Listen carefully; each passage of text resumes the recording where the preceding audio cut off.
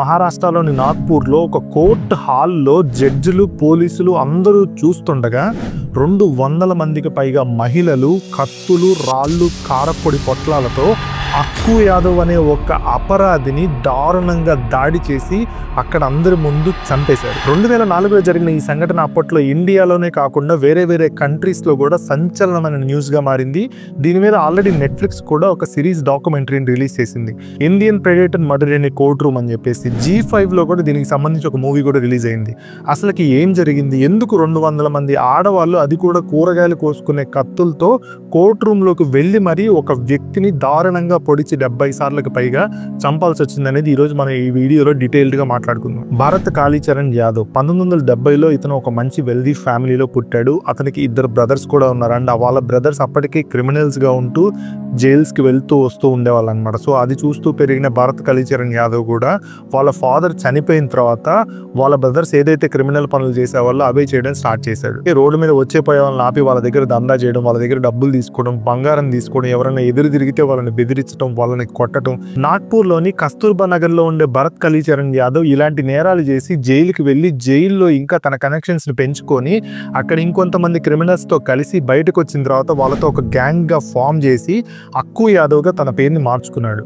ఆ తర్వాత నుంచి తన దగ్గరలో ఉండే బిజినెస్లు ఏమైతే ఉంటాయో ఆ బిజినెస్ల దగ్గర నుంచి ఎవ్రీ మంత్ మనీ కలెక్ట్ చేయడం స్టార్ట్ చేశాడు. దాన్నే మనం ఎక్స్టార్షన్ అని పిలుస్తాం. 1991లో 21 సంవత్సరాల వయసున్న అక్కు యాదవ్ తన గ్యాంగ్ తో కలిసి ఒక కన్స్ట్రక్షన్ జరుగుతున్న బిల్డింగ్ లోకి దొంగతనానికి వెళ్ళారు. వెళ్ళిన తర్వాత అక్కడ ఒక కపుల్ వైఫ్ అండ్ హస్బెండ్ కనపడితే వాళ్ళ హస్బెండ్ ని పట్టుకొని ఆయన ముందే వాళ్ళ వైఫ్ ని అందరూ కలిసి అతి దారుణంగా మానభంగం చేసి క్రూరంగా ప్రవర్తించారు. ఆ తర్వాత వాళ్ళ హస్బెండ్ ఏం చెయ్యలేని నిస్సహాయ స్థితిలో దగ్గరలో ఉన్న పోలీస్ స్టేషన్ కి వెళ్లి కంప్లైంట్ ఇస్తే అక్కు యాదవ్ అరెస్ట్ చేసిన కొన్ని రోజులకి అక్కు యాదవ్ తన గ్యాంగ్ తో కలిసి బయటకు వచ్చేసి మళ్ళీ వాళ్ళ మీదకి దాడికి వెళ్ళాడు. ఆ తర్వాత నుంచి అక్కు యాదవ్ ఎప్పుడైనా సరే ఎవరి మీద దాడి చేసిన, ఎటువంటి అఘాయిత్యం చేసినా కూడా వాళ్ళు పోలీస్ స్టేషన్స్ కి వెళ్లి కంప్లైంట్ ఇవ్వడానికే భయపడటం స్టార్ట్ అయింది. ఆ తర్వాత అక్కు యాదవ్ అకృత్యాలు ఇంకా ఎక్కువగా పెరిగిపోయినాయి. పోలీస్ స్టేషన్స్ లో ప్రతి దగ్గర ఎవరైతే అతని మీద కంప్లైంట్ ఇవ్వడానికి వెళ్తారో ఆ పోలీస్ స్టేషన్ నుంచి అక్కు యాదవ్ కి ఇన్ఫర్మేషన్ రావడం స్టార్ట్ అయింది. ఇంకా అతను ఎవరైతే అతని మీద కంప్లైంట్ ఇచ్చారో వాళ్ళ ఇంటికి వెళ్ళి వాళ్ళని బెదిరించడం, లేకపోతే వాళ్ళ ఇంట్లో వాళ్ళ మీద అఘాయిత్యం చేయడం,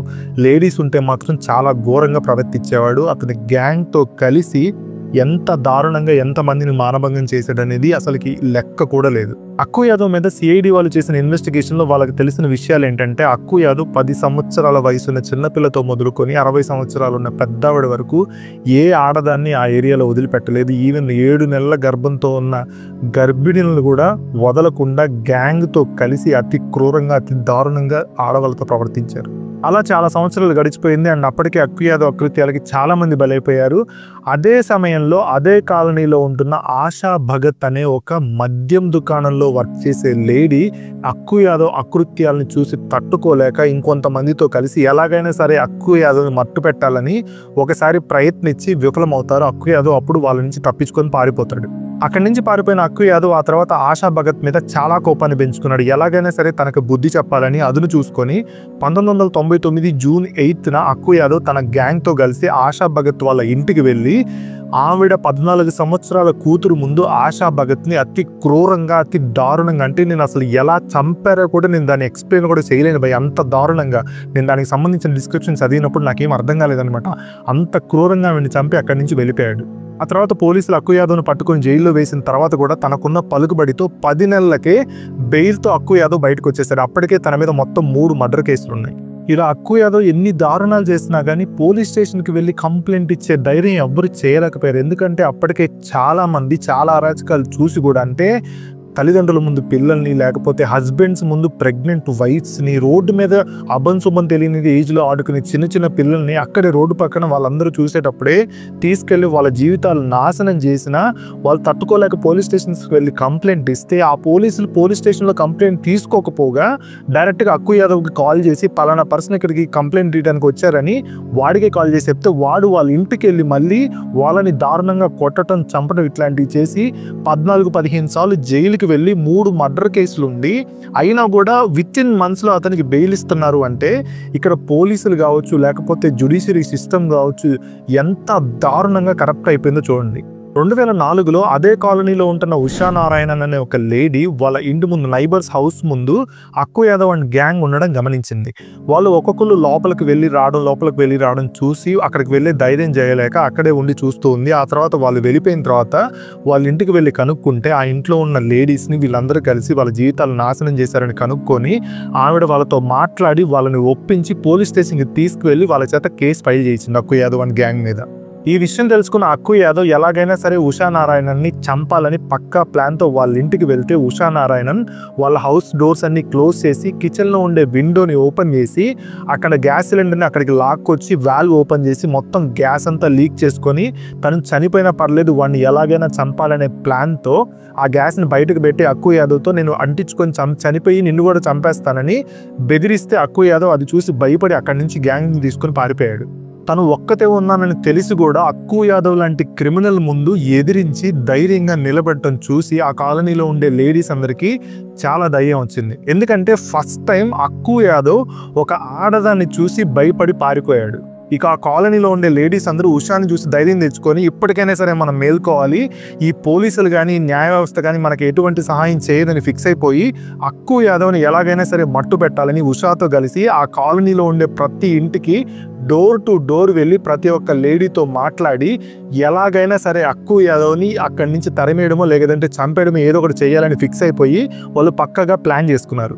6th ఆగస్ట్ 2004 అందరూ కలిసి అక్కు యాదవ్ని ఎలాగైనా సరే పట్టుకొని వాడి అంతు తేల్చాలని ఆ కాలనీ మొత్తం తిరగడం స్టార్ట్ చేశారు గ్రూపులుగా విడిపోయి. కానీ అక్కు యాదవ్ ఎక్కడా కనిపించకపోవడంతో అక్కు యాదవ్ ఇంటికి దగ్గరికి వెళ్ళి వాడి ఇంటికి నిప్పు పెట్టి 6వ తారీఖున తగలబెట్టేశారు.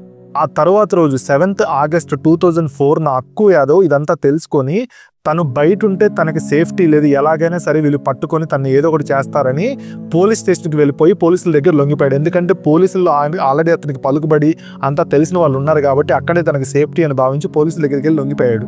అక్కు యాదవ్ పోలీసులకి లొంగిపోయడం తెలుసుకున్న ఆ కాలనీ వాళ్ళు, ఎస్పెషల్లీ ఆ కాలనీ లేడీస్ ఎవరైతే వీడి వల్ల బాధింపబడ్డారో వాళ్ళందరూ అక్కు యాదవ్ ఎప్పుడెప్పుడు రిలీజ్ అవుతాడని చెప్పి వెయిట్ చేస్తూ ఉన్నారు. అదే టైంలో అక్కు యాదవ్ బెయిల్ కోసం అప్లై చేసుకున్నాడు. 13th ఆగస్ట్ 2004 అక్కు యాదవ్ని Nagpur district court bail hearing కోసం పిలిచింది. పోలీసులు అక్కు యాదవ్ని వాళ్ళ ప్రొటెక్షన్లో కోర్టుకు తీసుకొని వచ్చారు. ఇదంతా తెలుసుకున్న ఆ కాలనీ వాళ్ళు అప్పటికే ఆ కోర్టు ముందుకు వెళ్ళి ధర్నా చేయడం స్టార్ట్ చేశారు. ఎప్పుడైతే అక్కు యాదవ్ కోర్టు రూమ్లోకి వెళ్తున్నాడు అని తెలుసుకున్నారో 200 మందికి పైగా లేడీస్ ఆ కాలనీకి సంబంధించిన వాళ్ళు వాళ్ళతో పాటు తెచ్చుకున్న కూరగాయలు కట్ చేసే కత్తుల్ని, గులకరాలని, కారం పొడి ప్యాకెట్లను తీసుకొని ఒక్కసారిగా కోర్టు రూమ్లోకి పరిగెత్తడం స్టార్ట్ చేశారు. ఆ కాలనీలో వాళ్ళ మీద అన్ని దారుణాలు జరుగుతుంటే ఎలాంటి రక్షణ కల్పించలేనటువంటి అక్కడున్న పోలీసుల్ని ఈ 200 మంది లేడీస్ అసలు లెక్క కూడా చేయలేదు. కోర్టు రూమ్లో ఒక్కసారిగా అక్కు యాదవ్ కనపడటంతో ఆ 200 మంది లేడీస్ కోపంతో ఊగిపోతూ వాళ్ళు తెచ్చుకున్న కారపొడి పొట్లాలను తీసి వాడి బాడీ మొత్తం కారం జల్లి వాడి నవరంధ్రాల్లో కారం కొట్టి 200 మంది తెచ్చుకున్న కత్తుల్ని బయటికి తీసి అక్కు యాదవ్ను పట్టుకొని వాడి బాడీలో ఎవరికి ఏ పార్ట్ దొరికితే ఆ పార్ట్లో వాళ్ళు తీసుకున్న కత్తులతో 70కి పైగా పోట్లు పొడిచి అక్కడున్న వాళ్ళకి 200 మంది భద్రకాలులు ఒకేసారి కనపడితే ఎలా ఉంటుందో అలా అనిపించింది. అక్కడ దీన్ని లైవ్లో చూసిన వాళ్ళు చెప్పిన దాని ప్రకారం అక్కు యాదవ్ని అక్కడ ఉన్న లేడీస్ ఏ పార్ట్ దొరికితే ఆ పార్ట్ కోసేసి ఒకళ్ళు ముక్కు కోసేసి విసిరేయడం, ఒకళ్ళు చెవు కోసేసి విసిరేయడం, ఇంకొకళ్ళు అయితే అతని ప్రైవేట్ పార్ట్స్ని కూడా కోసేసి అక్కడ కోర్టు రూమ్లో విసిరేయడం చూశారు. అది చూసిన పోలీసులు ఎవరైతే ఉన్నారో భయభ్రాంతులకు గురై అక్కడి నుంచి పారిపోయారు. 10-15 నిమిషాల్లో అక్కడ ఉన్న లేడీస్ అందరూ కలిసి అక్కు యాదవ్ అండ్ వాళ్ళ గ్యాంగ్ కలిసి 13 సంవత్సరాలుగా చేస్తున్న అరాచకాల్ని అక్కడితో ఆపేశారు. ఆ తర్వాత ఈ కేసులో పోలీసులు 5 లేడీస్ని ఫస్ట్ అరెస్ట్ చేశారు. ఆ తర్వాత ఇంకొంతమందిని అరెస్ట్ చేసి మొత్తం 21 మంది లేడీస్ మీద మర్డర్ కేసు పెట్టారు అక్కు యాదవ్ని చంపినందుకు. వాళ్ళని అరెస్ట్ చేసిన తర్వాత ఈ విషయం తెలుసుకున్న ఆ కాలనీ వాళ్ళు అండ్ చుట్టుపక్కల కూడా కాలనీ వాళ్ళందరూ కలిసి 500 మందికి పైగా పోలీస్ స్టేషన్ల ముందు, కోర్టుల ముందు ధర్నాకి కూర్చున్నారు. వీళ్ళు ఎంత గట్టిగా ధర్నా చేశారంటే వాళ్ళందరికీ 21 మందికి బెయిల్ వచ్చేంత వరకు వాళ్ళు ధర్నాల నుంచి లెగవలేదు. కోర్టు కూడా భయపడి 21 మందికి బెయిల్ మంజూరు చేసి వాళ్ళని రిలీజ్ చేసింది. ఆ తర్వాత కోర్టు ఈ కేసుని సిఐడికి అప్పగించింది. సిఐడి కొన్ని సంవత్సరాలు ఇన్వెస్టిగేషన్ చేసిన తర్వాత 2014లో ఈ 21 మంది అక్యూజ్డ్ ఎవరైతే ఉన్నారో వాళ్ళలో 18 మంది మీద సరిగ్గా ఆధారాలు లేకపోవడంతో వాళ్ళని నిర్దోషులుగా తేల్చి వాళ్ళని విడుదల చేసింది. దీనికి సంబంధించి బౌ వహానే అనే ఒక రిటైర్డ్ జడ్జి పబ్లిక్గా ఒక స్టేట్మెంట్ని రిలీజ్ చేశారు. అదేంటంటే 13కు పైగా ఎక్స్టార్షన్లు, కిడ్నాప్లు, మానభంగాలు చేసిన ఒక క్రిమినల్, ముగ్గురిని చంపి మర్డర్ కేసులో జైలుకి వెళ్ళిన ఒక క్రిమినల్కి 14-15 సార్లు బెయిల్ దొరికింది అంటే అది ఖచ్చితంగా మన సిస్టమ్ ఫెయిల్యూర్ అని చెప్పేసి ఆయన ఒక క్వశ్చన్ వేశారనమాట. అలాగే అక్కు యాదవ్ చనిపోయిన రోజు కోర్ట్ రూమ్లో అతన్ని అటాప్సీ రిపోర్ట్స్ని పంపించారు. ల్యాబ్కి పంపిస్తే అటాప్సీ రిపోర్ట్లో అతను ఆ రోజు ఆల్కహాల్ తీసుకున్నాడని చెప్పి మెన్షన్ చేస్తుంది అనమాట. అంటే అతను కస్టడీలో ఉన్న టైంలో కూడా పోలీసులు అతనికి ఆల్కహాల్ సప్లై చేశారంటే అది ఖచ్చితంగా మన సిస్టమ్ ఫెయిల్యూరే. మన పోలీసులు, మన జ్యుడిషియరీ సిస్టమ్ అంత కరెక్ట్ అయిపోయిందని ఆయన పబ్లిక్గా ఒక స్టేట్మెంట్ రిలీజ్ చేశారు. ఇంకొంతమంది చెప్పే విషయం ఏంటంటే వీళ్ళు 13 సంవత్సరాలకు పైగా అక్కడ అక్కు యాదవ్ అకృత్యాలకు బలైపోతూ బయటికి కూడా రాలేకపోయారు అంటే దానికి ఓన్లీ రీజన్ వాళ్ళు దళితులు అవ్వడం వల్ల అని చెప్పేసి చెప్తారు. ఎందుకంటే ఇవన్నీ చాలా సర్వసాధారణం అయిపోయాయి. అందరికీ చాలా నార్మల్ థింగ్స్ లాగా కనపడుతున్నాయి అనమాట. ఎస్సీ ఎస్టీలకి ఏం జరిగినా సరే, లేకపోతే హిందూస్లో కూడా లోయర్ క్లాస్ వాళ్ళు ఎవరైతే ఉంటారో లేనివాడు గొంతెత్తి మాట్లాడలేడు కదా. సో అందుకని చెప్పేసి వాళ్ళని ఎవరు పెద్దగా పట్టించుకోవట్లేదు. ఈవెన్ స్టిల్ 2024లో కూడా ఇప్పటికీ అలానే జరుగుతుంది. ఇప్పుడు ఈ కేసులో చూసుకున్నా కానీ లేడీస్ అందరూ కలిసి అక్కడికి వెళ్ళి అది చేయడానికి రీజన్ కూడా అక్కడ మళ్ళీ వాళ్ళకి న్యాయం దొరకదని వాళ్ళకి తెలుసు. ఎందుకంటే అతను బెయిల్కి అప్లై చేసుకుంటే హియరింగ్కి వచ్చింది అంటే బెయిల్ ఖచ్చితంగా దొరుకుతుందన్న నమ్మకం అనమాట. అందుకని చెప్పేసి వాడు ఎట్టి పరిస్థితుల్లో బయటికి రాకూడదు, బయటకు వస్తే వీళ్ళల్లో ఎవరిని బతకనివ్వడని వాళ్ళు ఫిక్స్ అయిపోయి వాళ్ళ కాకపోయినా కానీ వాళ్ళ ఫ్యూచర్ తరాలు ఏవైతే ఉంటాయో వాళ్ళని కాపాడుకోవడానికి ఇంత పెద్ద సాహసానికి వాళ్ళు ఒడిగట్టారు. భరత్ కాళీచరణ్ అనే ఒక వ్యక్తి అక్కు యాదవ్గా ఎలా మారాడు అని తెలుసుకోవాల్సిన అవసరం మన సొసైటీకి ఎంతైనా ఉంది. ఎందుకంటే ఇతను ఇలా ఎందుకు అయ్యాడో కారణం తెలుసుకోకపోతే ఇలాంటి అక్కు యాదవ్లు ఫ్యూచర్లో ఇంకా చాలా మంది వచ్చే ఛాన్స్ ఉంది. ఈ సంఘటన మీద మీరేమనుకుంటున్నారో కింద కమెంట్స్లో తెలియజేయండి. సో అది ఈరోజు మన వీడియో. మళ్ళీ నెక్స్ట్ ఇంకొక వీడియోతో మళ్ళీ కలుద్దాం. అప్పటి వరకు చలో బాయ్.